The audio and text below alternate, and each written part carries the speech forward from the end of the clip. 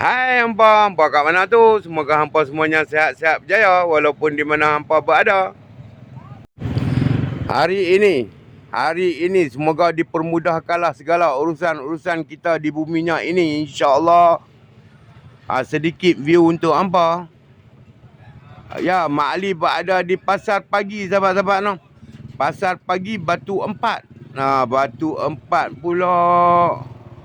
Sedikit view untuk hampa. Suasana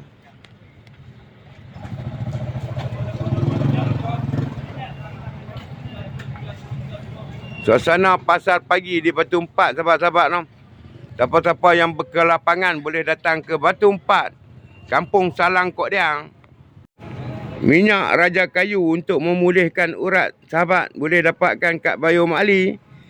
Okey, jumpa lagi next video. Bye bye. Assalamualaikum.